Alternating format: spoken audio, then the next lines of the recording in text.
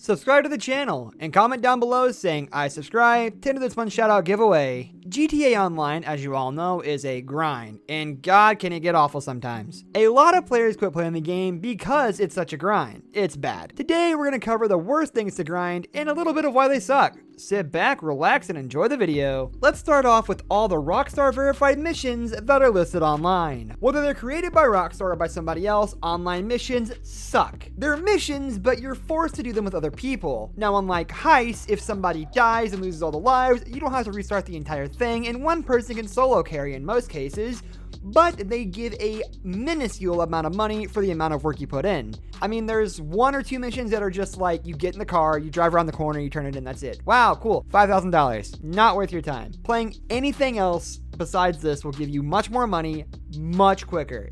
Trust me, do not play online missions.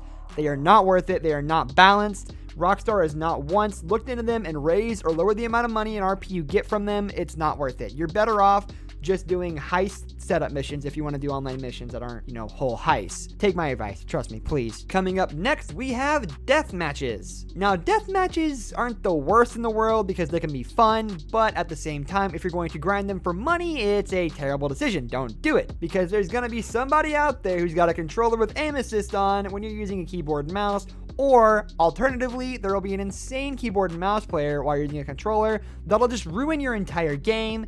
And trust me, you will have these things happen to you. There are people out there who are crazy at GTA PvP. Like, they're the kind of people you don't want to mess with in free roam and the people you don't want to mess with in real life because they're psychopaths. Now, like I said, death matches are very fun, but just because of the amount of money they give you, we're going to call it not worth to play them. If you have a big group of friends and you want some money, whatever, man, just go for it. But in that case, I would probably recommend doing adversary mode or survival because they're just much better. Keep in mind, things in this list are grindable, but they're just not the best ways to grind if you catch my drift. Like, you can do them, but you probably shouldn't do them when there's other better alternatives. Getting into a slightly better but still bad alternative is survivals. Now, survivals can also be very fun for about 10 minutes before suddenly everything's so OP or you're just bored of killing things on cooldown and that one guy who walks off and dies 10 times in a row because he sucks. Now, that guy, screw that guy, forget that guy. We're gonna look at the basis of survival. Now, survivals were probably the thing to grind back in the day of vanilla GTA Online, before there were heists, before there were heist setups, before there were businesses, things like that.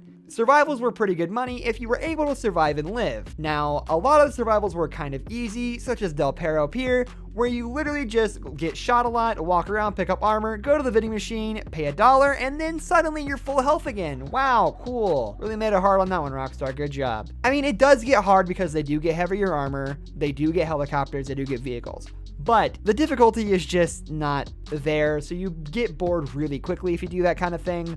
Alternatively, a lot of the maps just suck, so you might just get farmed on cooldown by AI, which is not only infuriating, it's embarrassing, and you'll hate your life. Now let's dive into the wonderful world of custom games, or some might call them adversary modes, but only if you're weird. You're weird if you call them adversary modes. Don't do that. They're custom games. It's Mario Party and GTA. Anyways, so adversary modes are, as you know, very fun mini games like slashers, sumo, just anything you can do that's not a part of base GTA that's very wacky and weird. Now, these games are a lot of fun. The thing is, if you're wanting to grind out money, you get very minuscule amounts of money unless there's like a double RP and money event going on. In that case, you might consider grinding them, but without friends, it's just not worth it. For one, not many people play adversary modes unless they're with friends, and if you solo queue for an adversary mode, you're weird. You're weird. Nobody solo queues adversary modes. It just doesn't happen. So you have to get lucky and find a group of people to join, or you have to get lucky and have friends, which very,